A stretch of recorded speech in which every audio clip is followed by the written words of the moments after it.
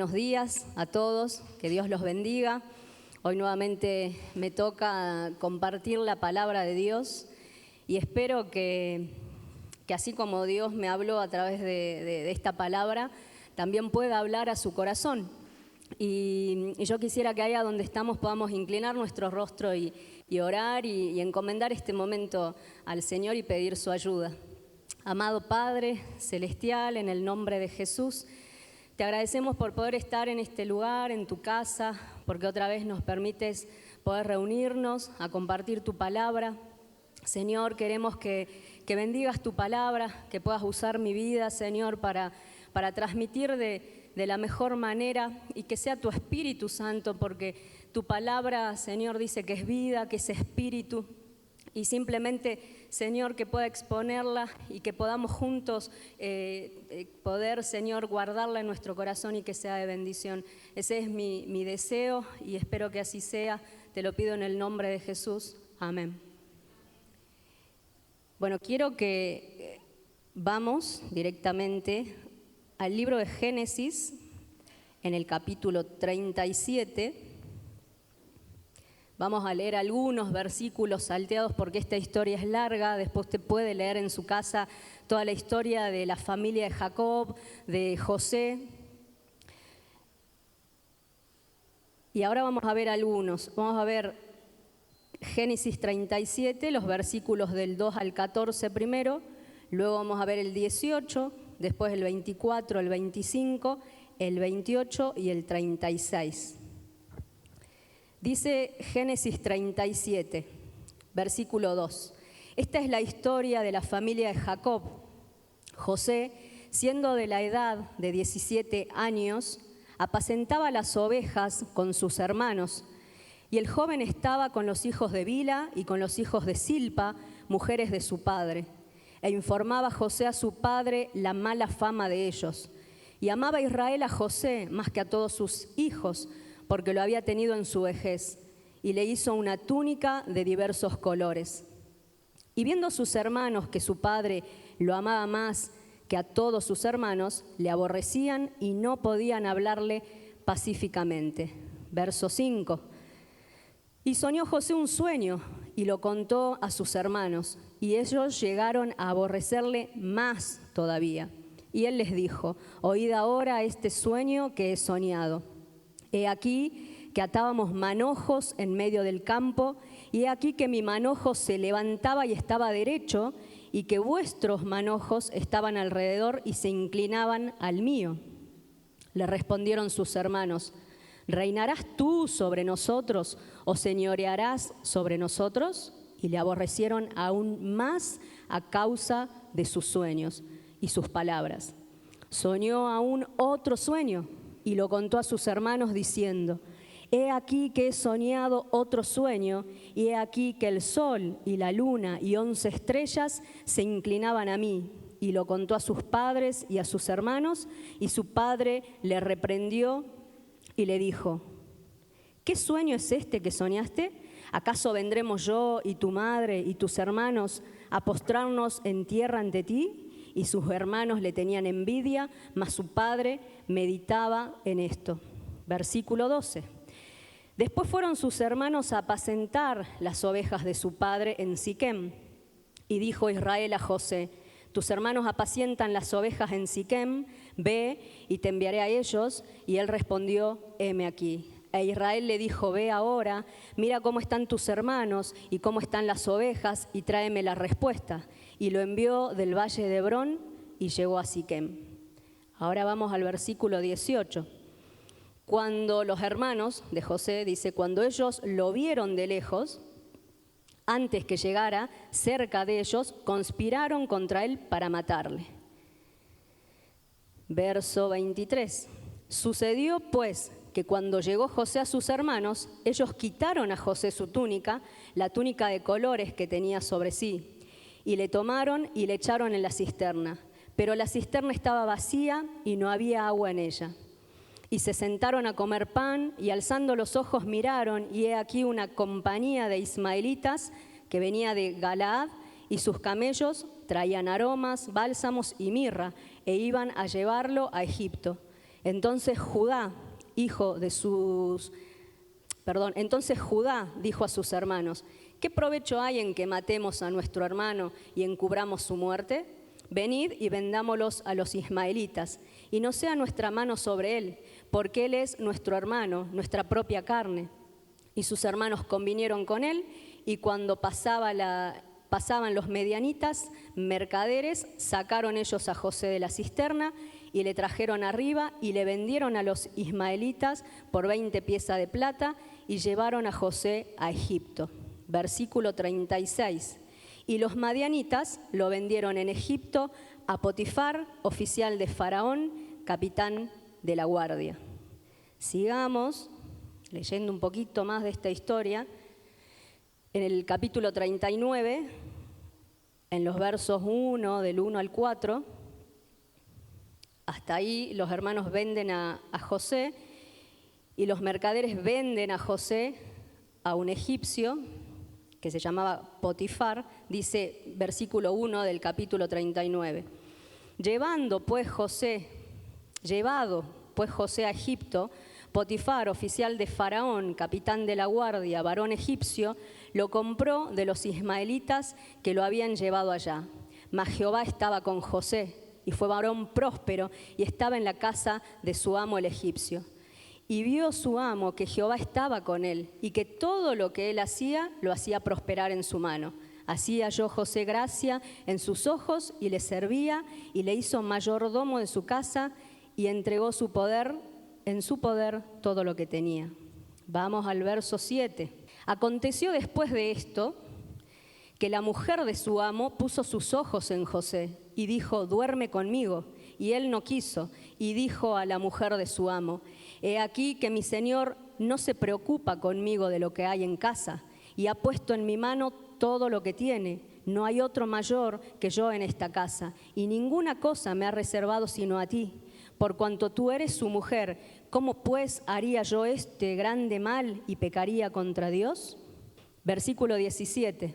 Entonces le habló ella misma palabras diciendo: el siervo hebreo, la mujer le dice a su esposo, al ver que José no accedió a esta petición, la mujer en el versículo 17 le dice a su esposo, le habló ella misma las palabras diciendo: el siervo hebreo que nos trajiste vino a mí para deshonrarme, y cuando yo alcé mi voz y grité, él dejó su ropa junto a mí y huyó fuera.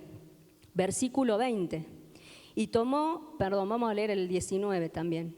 Y sucedió que cuando oyó el amo de José las palabras que su mujer le hablaba, diciendo: así me ha tratado tu siervo, se encendió su furor. Y tomó su amo a José y lo puso en la cárcel, donde estaban los presos del rey, y estuvo allí en la cárcel. Pero Jehová estaba con José y le extendió su misericordia y le dio gracia en los ojos del jefe de la cárcel. Hasta ahí vamos a leer. Ahora, como les dije, esta historia es larga, es muy interesante, después puede leerla en su casa. Yo la leí toda y ahora quisiera ir a algunos puntos importantes como para que podamos entender un poco más, ¿no? ¿Por qué razón José tiene que pasar por estas circunstancias de la vida? La traición de los hermanos, la injusticia de esta mujer, que él por hacer lo correcto lo denuncia y va a parar preso, y bueno, y todo el sufrimiento que tuvo que pasar. Hay dos razones por la cual los hermanos toman esta decisión, y la vamos a ver en los versos 2 y 3 del capítulo 37. Dice que Jacob amaba en una forma especial a José. Era el hijo preferido, había un favoritismo por José. Y el versículo 3 dice que porque lo tuvo en su vejez. Y esta diferencia, ¿no?, que hacía Jacob con este hijo, en los demás hijos, en los 11 hijos que tenía, provocaba cierto celo y dice que lo aborrecían. Y encima, después en el versículo 4 dice que los hermanos de José se sintieron como atacados por José cuando él les cuenta un sueño que había tenido. Y ese sueño se lo había dado Dios. José tiene 2 sueños y esos sueños venían de parte de Dios. Y me imagino que José, con la edad que tenía, 17 años, un adolescente joven, habrá alardeado de ese sueño y contando de que él estaba en un campo y él era como una espiga que estaba derecha y los 11, que eran sus hermanos, venían y se postraban ante él. Y lo habrá contado, ¿no?, de esa forma tan alardeante que a los hermanos le cayó mal. Y dice en el verso 5, dice, le respondieron sus hermanos, ¿reinarás tú sobre nosotros? ¿O señorarás sobre nosotros? Y le aborrecieron aún más a causa de este sueño. O sea, ahí vemos las dos razones por las que los hermanos de José detestaban a José, lo aborrecían, lo maltrataban, no lo querían. Y cierto día, dice que ellos pastoreaban, no eran pastores del rebaño de su padre, y estaban pastoreando en la tierra de Siquem, y Jacob envía a José para que vaya y vea qué estaban haciendo los hermanos, cómo estaban las ovejas y que le traiga noticias. Y los hermanos y José se fue a ver a los hermanos. Ahora, en el verso 18, como para que lo pongan en la pantalla y lo vayan siguiendo, cuando los hermanos ven de lejos venir a José, conspiraron contra José y dijeron, mirá, matemos a este para que el sueño que él dice no se cumpla, porque los hermanos temían de que José quede como jefe de ellos y eso no les agradaba para nada. Entonces conspiraron y dijeron, cuando llegue acá, lo matamos. Y uno de los hermanos dijo, no, mejor no lo matemos, mejor lo tiremos en una cisterna que estaba ahí en el desierto y la cisterna dice que no tenía agua. Entonces José llegó, lo primero que hicieron fue sacarle la túnica y lo tiraron ahí a la cisterna. Vemos en el versículo 25, dice que se sentaron a comer pan y alzando los ojos miraron que venía una caravana de mercaderes que vendía especias e iba camino a Egipto. Y el hermano Judá dijo, mejor no lo dejemos ahí a que se muera solo, sino que lo vendamos como esclavo. Y vendieron a José como esclavo a esta caravana y la caravana se llevó a José a Egipto. Luego vemos que ya estando en Egipto, los mercaderes vendieron a José a Potifar. Y en el verso 39 dice que Potifar era oficial de Faraón, capitán de la guardia. Capítulo 39, verso 1. Y en el verso 2 dice algo importante. Mas Jehová estaba con José y fue varón próspero y estaba en la casa de su amo el egipcio. Algo importante que vemos acá, ¿no? Un joven de 17 años que parece que había perdido absolutamente todo, de ser traicionado por sus hermanos, luego es vendido como esclavo, estando como esclavo en la casa de este Potifar, dice la palabra que le pasaron otras cosas más, pero a lo que yo voy y que quiero que veamos junto acá, y lo importante de esto es que Jehová estaba con él. Y vemos que José, siendo tan joven, con 17 años, jamás se amargó, jamás renegó contra Dios, jamás dice acá que haya odiado a sus hermanos por lo que lo hicieron. Y entiendo que porque fue un joven que desde niño sus padres lo instruyeron en cuanto al conocimiento de Dios. Este joven podemos ver que tenía un conocimiento de Dios. Entiendo que Jacob fue el hijo de Isaac, Isaac fue el hijo de Abraham, o sea, venía toda una historia familiar de tener un conocimiento de Dios, de la fidelidad de Dios, del pacto que Dios tenía con estos hombres, ¿no?, con esta familia, y eso evidentemente se lo habían enseñado a José. Y se lo puede ver porque José con 17 años no renegó de todo esto. Al contrario, cuando llegó a la casa de Potifar, dice que él empezó a trabajar. Dice que fue diligente y no lo vieron un chico amargado, molesto, enojado, derrotado, sino que vieron algo especial en él. Dice que vieron a Jehová, que Jehová estaba con él y le dieron responsabilidades y él las hacía a la perfección porque le dieron muchísimas responsabilidades. Dice que estaba a cargo de todo. Y lo importante ver acá es esto, ¿no? Que José tenía esa confianza en Dios y Dios estaba con él. Yo entiendo que Dios a nosotros nos da capacidades, nos da inteligencia, podemos estudiar, podemos tener contactos, influencia, pero la clave de todo esto es que Dios esté con nosotros, porque en medio de toda esta circunstancia, quien lo hacía avanzar, quien lo hacía prosperar, quien ponía que tenga gracia ante los ojos de estas personas, era Dios, era la presencia de Dios.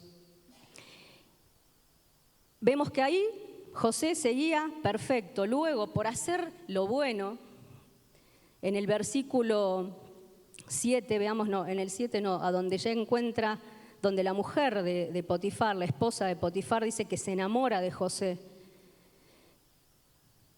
Y le insistía y lo acosaba a José todos los días para que estuviera con ella. Y él no quiso, él se rehusó y dijo, ¿cómo voy a hacer una cosa así? Ahí vemos, ¿no?, esa integridad de José, poniendo en práctica todo el conocimiento de Dios y no cediendo ante esa tentación, siendo íntegro con Dios, siendo íntegro con su amo, en cuidar las cosas, en cuidar a su mujer, y dice que huyó. Y esta mujer se indignó, lo denunció y fue a parar a la cárcel. Y en la cárcel dice, y en el versículo 20 del capítulo 39, y tomó su amo a José y lo puso en la cárcel, donde estaban los presos del rey, y estuvo allí en la cárcel. Y en el versículo 21 dice, pero Jehová estaba con José, y le extendió su misericordia y le dio gracia en los ojos del jefe de la cárcel. Y el versículo 22 dice, y el jefe de la cárcel entregó en mano de José al cuidado de todos los presos que había en aquella prisión. Otra vez, ¿no? La presencia de Dios, la gracia de Dios, el favor de Dios en la vida de José, y entró a la cárcel y no renegó, no se amargó, sino que tuvo una actitud de seguir adelante, de seguir trabajando, y eso lo vio este jefe de los carceleros y le dio trabajo a José y puso a su cargo todas estas cosas. ¿Y esto por qué? Porque Dios estaba con él, la presencia de Dios estaba con él. Ahora, yo quiero, para concluir esta historia, que nosotros podamos ver algunos principios prácticos para ponerlos por obra en nuestra vida. Y para eso quiero que leamos en Romanos 8:28, porque José es una representación vivida de esta gran verdad, ¿no?, que se encuentra en Romanos 8:28. Dice, y sabemos que a los que aman a Dios, todas las cosas les ayudan a bien. Esto es a los que conforme a su propósito son llamados. ¿Cuántas veces no decimos de memoria este versículo? Pero hay que ver en el momento, ¿no?, de la circunstancia, cuál es la actitud que nosotros tenemos. Pues este es un principio práctico para nuestra vida. Dios quiere, y creo que José es un ejemplo digno, ¿no?, de tomar. Dios quiere que en medio de la circunstancia, en medio de la prueba, en medio de la lucha, nosotros podamos tener este carácter. Porque Dios promete, así como estuvo con José y lo hizo avanzar en medio de esas situaciones que parecían totalmente negativas, Dios también con nosotros quiere hacer lo mismo. Creo que todos pasamos por diferentes pruebas, luchas, se presentan distintas situaciones cada día. Ahora tenemos que ver nosotros qué actitud vamos a tomar. ¿Vamos a ser íntegros? ¿Vamos a estar confiados totalmente? Creo que para poder tener una confianza en Dios hay que estudiar la palabra de Dios, hay que pasar tiempo con Dios.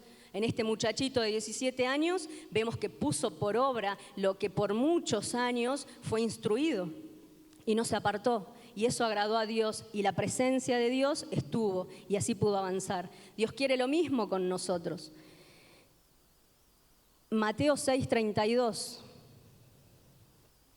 ¿Qué nos dice la palabra? Otro principio práctico para que nosotros podamos atesorar y podamos vivirlo y podamos practicarlos a la hora de la prueba, a la hora de enfrentar distintas situaciones. Mateo 6:32 dice, así que no os afanéis por el día de mañana, porque el día de mañana traerá su afán. Basta cada día su propio mal. Dios nos da la fuerza para enfrentar un día a la vez. Este día Dios nos da la fuerza, este día Dios nos da la vida y nos dice no se preocupen por mañana, porque eso nos hace entrar en ansiedad y la ansiedad nos va a desencadenar seguramente en alguna complicación física. Más bien dice, que confiemos en Él. En Isaías 41:10 dice, no temas, porque yo estoy contigo. No desmayes, porque yo soy tu Dios, que te esfuerzo. Siempre te ayudaré, siempre te sustentaré con la diestra de mi justicia. Un día yo no sé qué problema tenía y oré a Dios y le decía, Señor, ayúdame. Le presentaba a Dios la situación y esta palabra vino a mi corazón y se hizo tan real y me decía, no temas, yo soy tu Dios, siempre te ayudo, siempre te voy a ayudar con la diestra de mi justicia. Y eso trajo como, no sé cómo explicarle, algo impresionante en mi vida, que cuando pasaban los días y venían situaciones yo decía, ay Señor, ayúdame. Y la respuesta venía, pero si yo, ay, perdón, Señor, siempre vos me ayudás, siempre estás conmigo, nunca me dejás.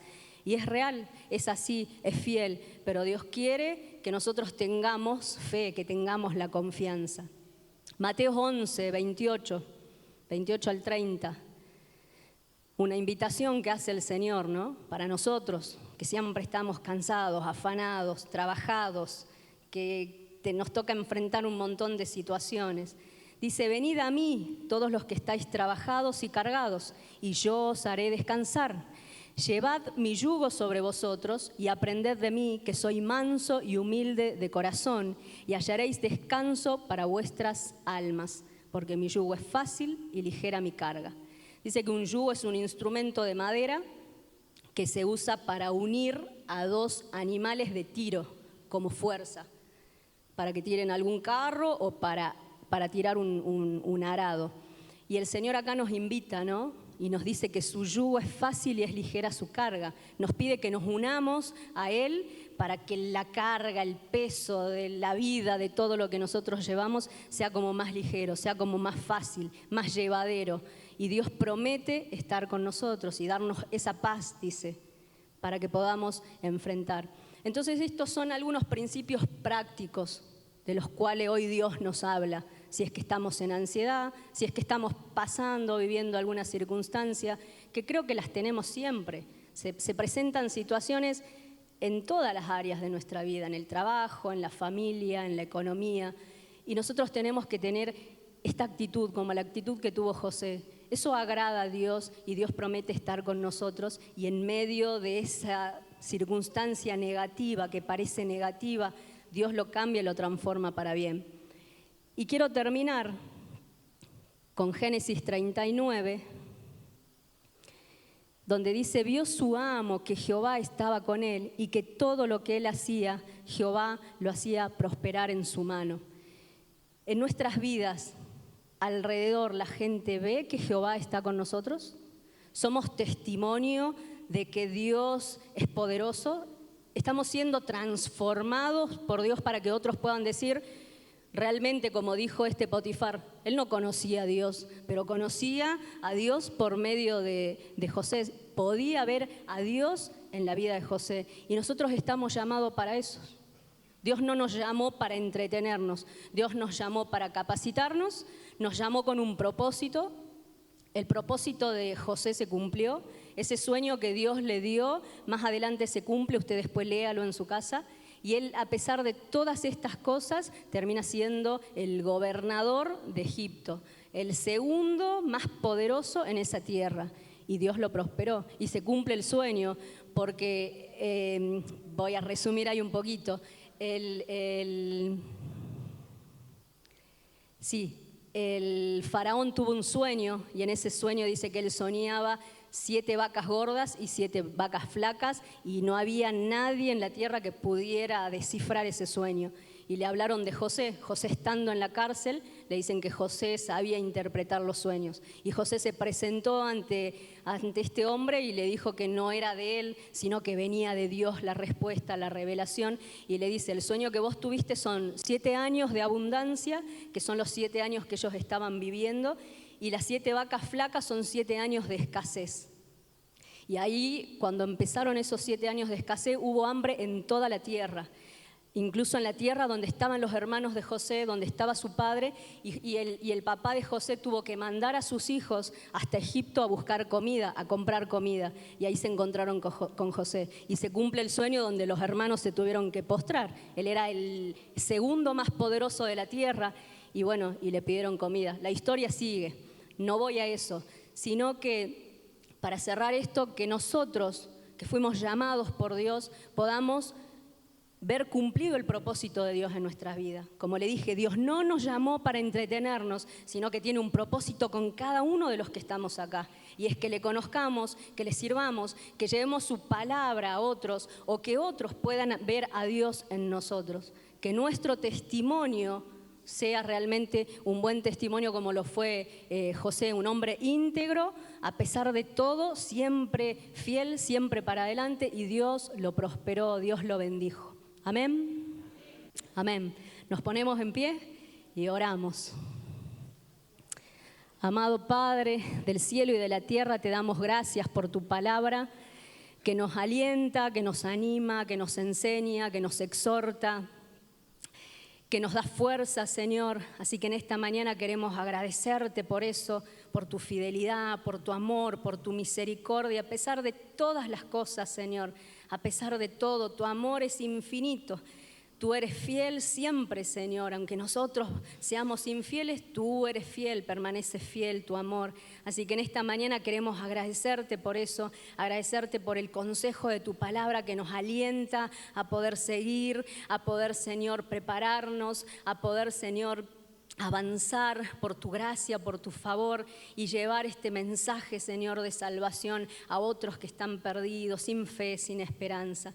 Gracias, Señor, por tu palabra. Bendice a cada uno de mis hermanos, bendice sus vidas. Tú conoces, Señor, que estas palabras, estos versículos que leímos, que son principios prácticos para nuestra vida, los podamos atesorar y que cuando venga la circunstancia nosotros podamos estar llenos de fe, Señor, aún en medio de nuestra humanidad. Tú nos conoces, Señor, que somos polvos, que somos imperfectos, pero ahí en medio de nuestra debilidad dice que tu poder se perfecciona, que no desmayemos, que podamos levantar y tener una actitud, Señor, de fe, de confianza, sabiendo que tú estás con nosotros, que no nos dejas, que no nos desamparas, que siempre nos ayudas, que siempre nos sustentas, Señor, con tu mano.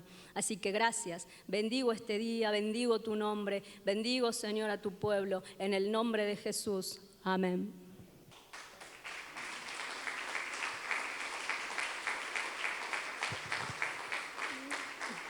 Muchas gracias, Cintia. Dios les bendiga. Un momentito. ¿Y cómo son las cosas, no? Después de 2 o 3 generaciones, o más generaciones, porque José habían pasado ya algunas generaciones. Estos 2 hermanos estuvieron enemistados en un principio, porque tenían un mismo padre, pero diferentes madres. Y los hijos de Abraham, de Isaac, son los descendientes, ¿no?, el pueblo de Israel, y los hijos de Ismael son el pueblo árabe, según se conoce. ¿A qué voy con esto? Que en un momento Isaac, que fue el hijo, digamos, legítimo de la esposa de Abraham, Sara, estuvo en un lugar privilegiado de la familia. Ismael no. Ismael era el hijo de la esclava. Pero ¿cómo son las cosas? No todo lo que uno hace, todo lo que uno siembra, cosecha a la larga. Ahora, el descendiente de Isaac le tocaba estar en manos de los ismaelitas, a merced de ellos. Entonces, ¿qué podemos? Yo creo que Dios nos está hablando en este sentido, que la palabra lo dice también: todo lo que el hombre siembra, dice la Escritura, todo lo que el hombre sembrare, eso mismo cosechará.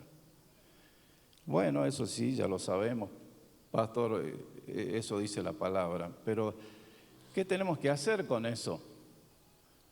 Porque nosotros escuchamos la palabra muchas veces y decimos, qué lindo, ¿no? Qué lindo aprendizaje de eso, pero La palabra de Dios es para que nosotros actuemos, no solamente para que escuchemos. Entonces, ¿qué podemos hacer con esa palabra que escuchamos en esta mañana? ¿Cómo a José le tocó, a pesar que era el hijo privilegiado, le tocó estar en la cárcel?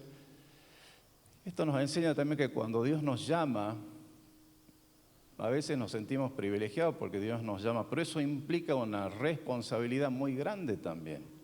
Que si no hacemos las cosas bien, las cosas pueden ir muy mal. Hace unos días me tocó enfrentar una situación muy difícil de un pastor que había tenido un problema hace muchos años y ese pastor no solucionó ese problema. Resulta que ese problema surge después de muchos años, otra vez. Y ahora lo tiene que enfrentar, pero ahora el problema es mucho más grande. Entonces, ¿qué nos enseña la Escritura? Miren lo que dice acá la palabra del Señor. No os engañéis, Dios no puede ser burlado, pues todo lo que el hombre sembrare, eso mismo segará. Eso está en Gálatas 6, capítulo 6 al 8,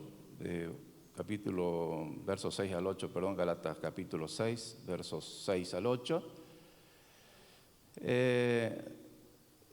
Ese es un principio que nosotros tenemos que saber que todo lo que hacemos, sea bueno o sea malo, va a llevar un fruto, un resultado.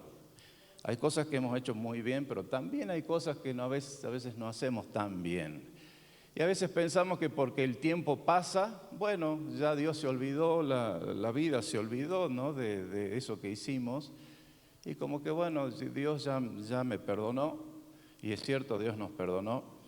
Pero hay cosas que nosotros nos tenemos que hacer cargo, tenemos que solucionarlas, tenemos que reconciliar eso, o a esa persona, o a ese problema, o a esa situación. Dios quiere que nosotros no la dejemos así nomás, porque es como una semilla que quedó ahí, en algún momento se va a dar un fruto.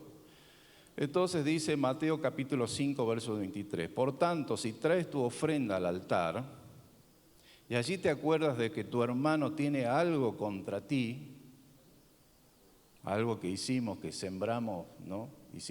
Pusimos una semillita media ahí de cizaña o de alguna cosa que no hicimos bien, y nos acordamos que hicimos algo mal, o que algún hermano hizo algo contra nosotros y nosotros estamos molestos por eso. Dice así, deja allí tu ofrenda delante del altar, y anda y reconcíliate primero con tu hermano. Estábamos escuchando esta mañana de José y sus hermanos. Eran los hermanos de su familia, de su mamá y su papá. Pero también él tenía otros hermanos, los ismaelitas, ¿no? Es decir, que miren cómo es la vida y las vueltas que da. Entonces dice, deja ahí tu ofrenda en el altar, anda y reconcíliate primero con tu hermano, y entonces ve y presenta tu ofrenda. Ponte de acuerdo con tu adversario. ¿Nos dice algo la palabra del Señor en esta mañana con respecto a eso? Le está hablando el Señor en su corazón. Le está diciendo el Señor, anda y arregla las cosas. No piense que las cosas se arreglan solas. Hay que solucionarlas. Deja allí tu ofrenda delante del altar, anda y reconcíliate primero con tu hermano, y entonces ve y presenta tu ofrenda. Acá hace una advertencia, pero fuertísima. Y a mí me llega mucho esta palabra porque a mí me toca solucionar un problema tremendo, que una cosa quizás que parece insignificante, cuando uno lo deja pasar mucho tiempo, se hace una cosa bastante complicada después. Y dice así esta advertencia, ponte de acuerdo con tu adversario pronto, no dejes pasar el tiempo, dice el Señor.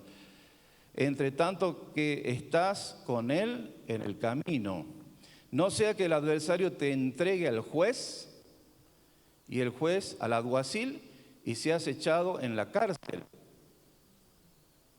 De cierto te digo que no saldrás de allí hasta que pagues el último cuadrante.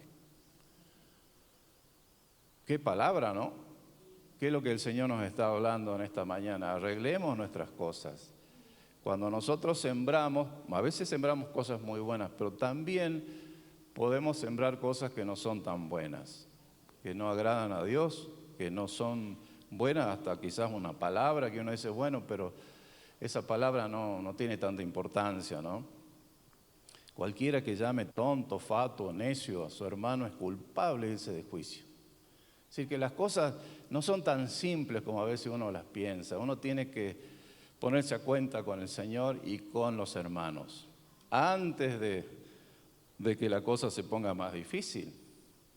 Así que, dicho esto, vamos a orar, que el Señor nos ayude. Yo les pido también que oren por mí, porque a veces a mí me toca resolver cuestiones muy difíciles y la verdad que uno no puede ser indiferente a esas cosas. Es como cuando a un hijo le pasa algo, ¿no? Uno se aflige, el alma se entristece cuando pasan cosas así. Imagínense que uno tenga que reprender a un pastor, que tenga que corregir a un pastor, cuánto más a un hermano de cosas que a veces uno no quisiera estar en ese lugar. Yo le digo al Señor, Señor, ¿para qué me mandaste a hacer esto? ¿Por qué me pones a mí a hacer eso? Pero es que alguien lo tiene que hacer. Entonces, que el Señor nos ayude también. Pónganse de pie, oremos al Señor. Te damos gracias, Señor, en esta mañana por tu palabra. Te pedimos que tú nos ayudes a poder ponernos a cuenta contigo. Vemos la historia de José, cómo él tuvo que pasar por tantas cosas. Muchas de esas cosas fueron consecuencia de acciones de sus padres, de sus hermanos, de cosas que sembraron. Y tu palabra, como dice, es justa, es viva y eficaz. Todo lo que el hombre siembra, eso cosechará.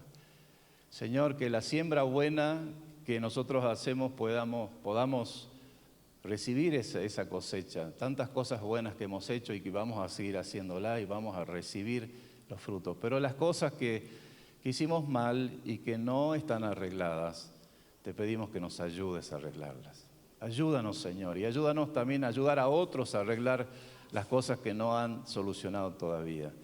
Bendícenos, Señor, que podamos estar en paz, que podamos disfrutar de la vida, de las cosas que tú nos das todos los días y que las cosas que a veces nos pasan, que también vemos que son muchas veces consecuencias de nuestras acciones o de las acciones de otras personas, que tú nos ayudes a salir de cada una de ellas.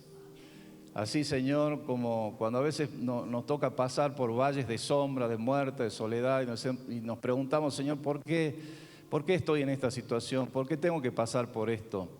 Muchas veces son consecuencias de nuestro propio accionar.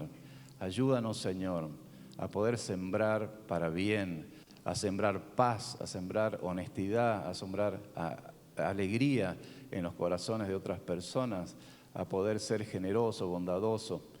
Ayúdanos, Señor, a sembrar la buena semilla de tu palabra. En el nombre de Jesús. Amén. Dios les bendiga.